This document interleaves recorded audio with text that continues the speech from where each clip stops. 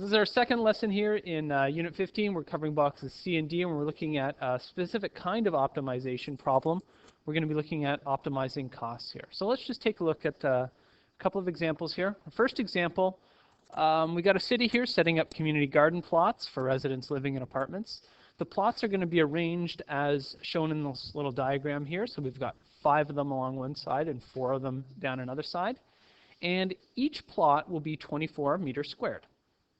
We're going to have fencing in between the plots and then around the outside of the perimeter of the entire garden. Now here's where the cost part comes in. The fencing between the lots costs $4 per meter, and the fencing around the entire area, around the outside of the perimeter, costs $8 per meter. What should the dimensions of the plots be, that's each individual plot, to minimize the cost of fencing that we have to buy here? Now, first thing we're going to need to do here is, obviously, since this is an optimizing cost question, we are looking to optimize or minimize the cost of fencing. What we need to come up with is a function that represents the cost of fencing that we're going to have to buy. And before we can do that, we need to pick some variables in this question. So, because we're asked for the dimensions of the plots themselves, it makes sense to choose variables that represent the dimensions of the plots. So we'll say let L be the length of one plot,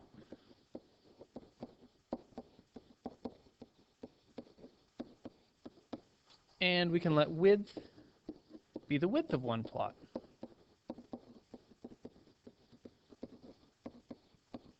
Okay.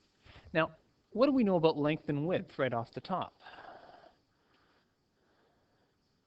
Do we have a relationship between length and width?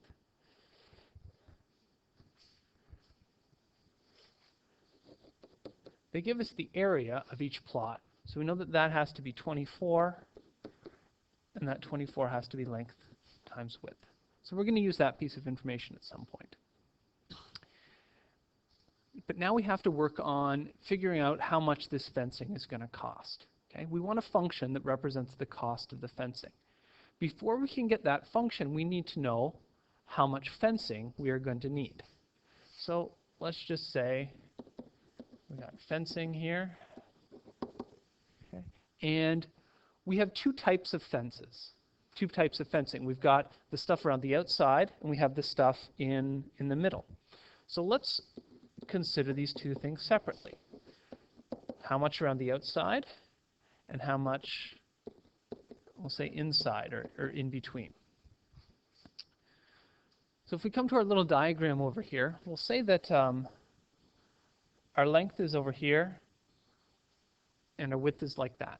So one little plot, we've got the length going horizontally and the width going vertically.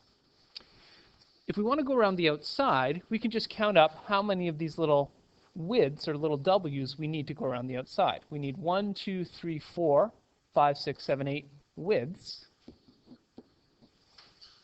And then to do our 2 horizontal sides here, we need 1, 2, 3, 4, 5 lengths, and then another 5 on top. So we need 10L meters of fencing to go around the outside. Now, how much do we need on the inside? Well, let's see. If we count widths again, we need 1, 2, 3, 4, 1, 2, 3, 4, 1, 2, 3, 4, 1, 2, 3, 4. So we need 16 widths. Those widths, remember, are vertical. And then if we look at the horizontal sections just on the inside, 1, 2, 3, 4, 5, 6, 7, 8, 9, 10, 11, 12, 13, 14. So we need 15 of those length sections. So this is the amount of fencing that we are going to need in terms of W and L. We can use this to get our cost function. Okay?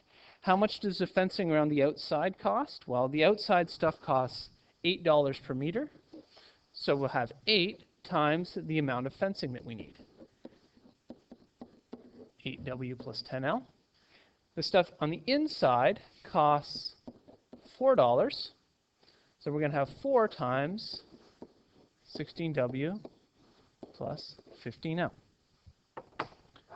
And I'll just add in this stuff over here is, this is our $8 per meter, and this over here is our $4 per meter. So now we have our cost function.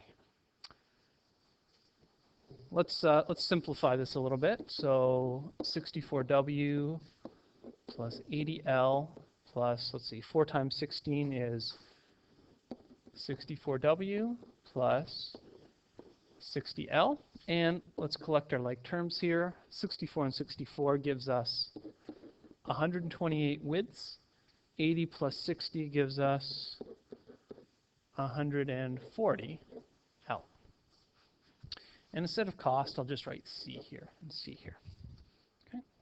So this is the function that tells us how much this is going to cost. This is what we want to optimize. So we're going to want to take the derivative, set it equal to 0, and solve for our critical numbers. Something we have to do before that, though. What is it?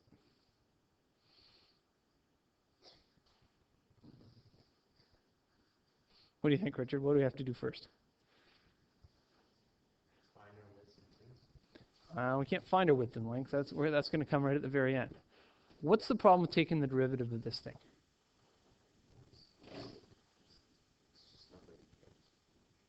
It's just numbers. Well, it's got variables in there. Width and length are our variables here. So we're going to take the derivative of this with respect to one of our variables. But wait.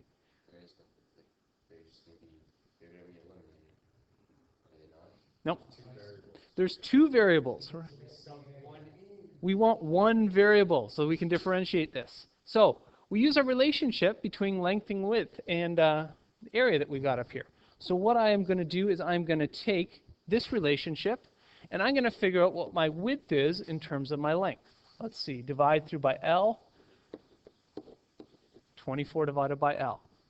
Now I'm going to plug this down into my cost function to get a function of one variable. So width is 24 divided by L.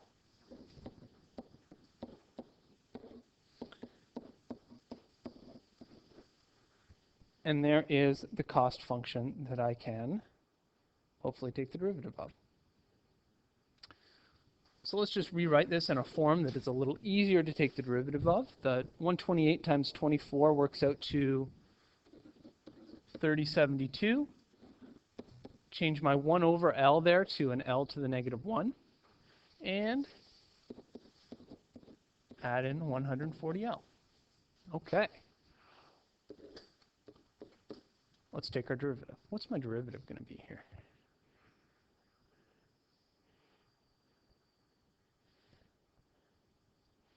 How do I differentiate this thing? Nick.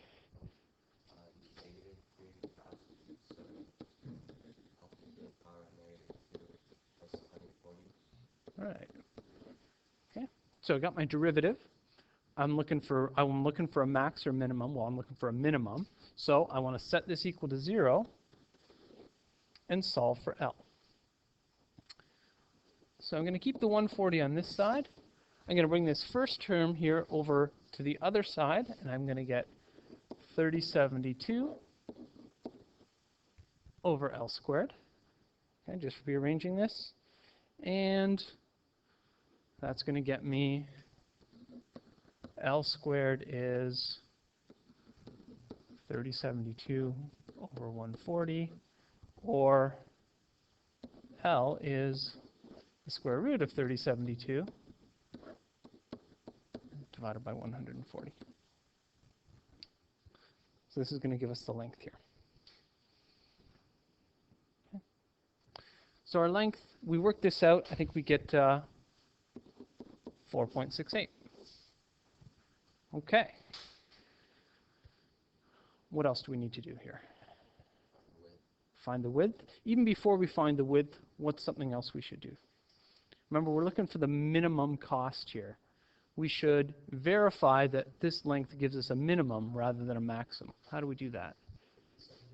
Right. So our second derivative is going to be, let's see what we got here. We got to bring down this -2. So that's going to give us 2 times 3072 L to the -3. And I want to evaluate this at our value of length here. So if I sub in 4.68, I'm going to have 2 times 3,072. Now, I don't know what 2 times 3,072 is. I don't actually care at this point because I'm really not interested in the value here. I'm interested in whether this is positive or negative. So I know the numerator is going to be positive. When I sub in 4.68 cubed, I can look down at the denominator there and I see, well, I've got a positive number cubed, so this is going to be positive. So this whole thing is going to be greater than 0. And if my second derivative is greater than 0, does that tell me I have a maximum or a minimum? Let's see. Positive, positive, happy face. I've got a minimum. Okay. So this does, in fact, correspond to a local minimum. Now I just need my width. So how am I going to get my width?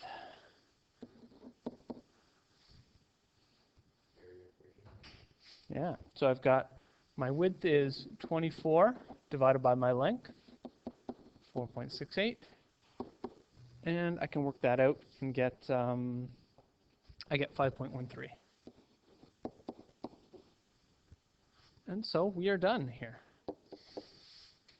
Therefore, let's just say each plot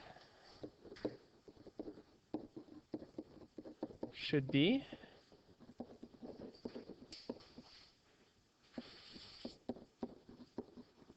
5.13 meters by 4.68 meters. And we're done.